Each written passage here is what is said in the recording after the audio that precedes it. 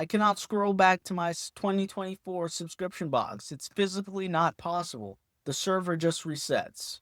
That's what happens when you have over 1,300 subscriptions. But it can happen with less subscriptions, even at around 500. That is where the temporal playlist becomes powerful.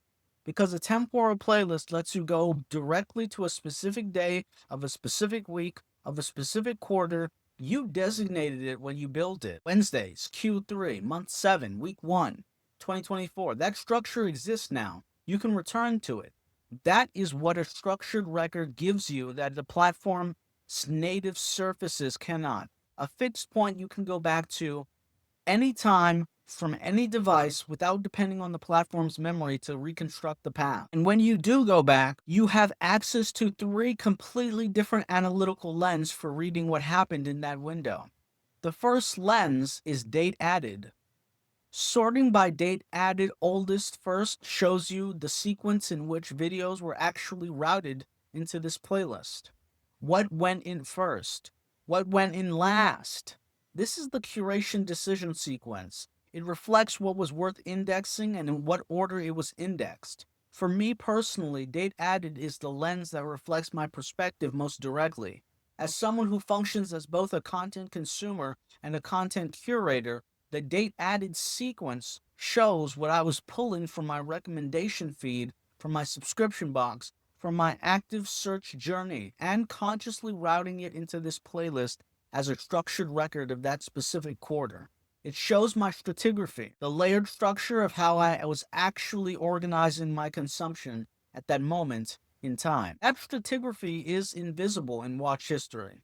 Watch history shows you what you clicked. It does not show you what you chose to keep or in what order you chose to keep it.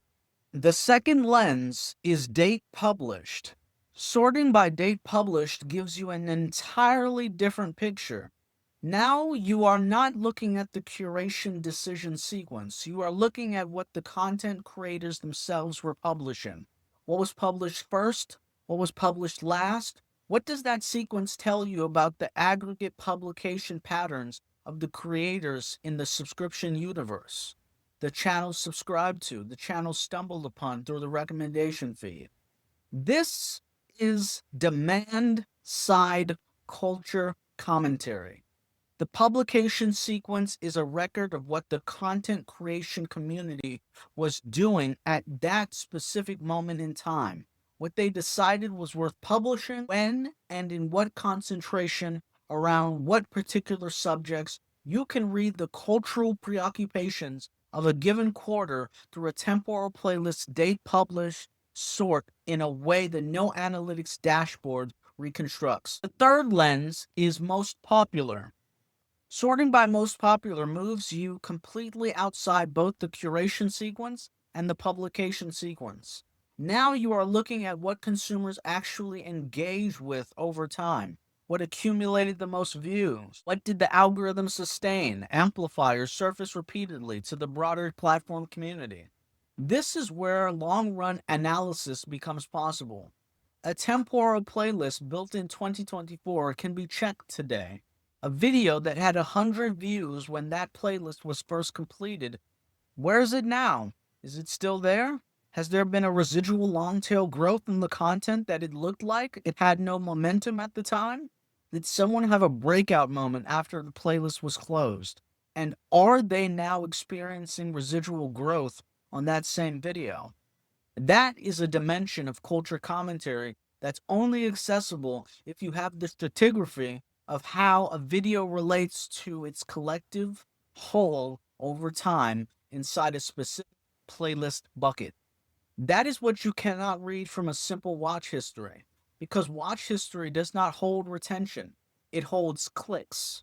3 lenses, 1 playlist, a complete picture of what was consumed, what was published, and what was sustained. 3 distinct vantage points that the platform itself does not synthesize for you. Question number 3, there's a concept called conscious competence, the state of being aware enough of what you're doing to actually improve it. Most content consumers do not have conscious competence over their consumed digest. They have no structured record of what they consumed. no way to see how different content spokes have been affecting them over time.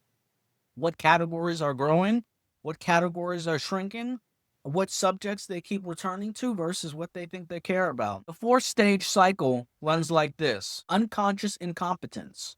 You don't know what you're consuming in any structured sense, and you don't know that you don't know. The platform serves you content. You watch it, disappears into a residue, and the cycle repeats. This is the default state for most content consumers. Conscious incompetence.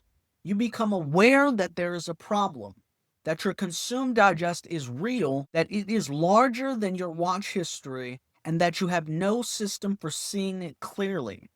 You understand the gap, but you don't yet have the technique to close it. 3. Conscious competence.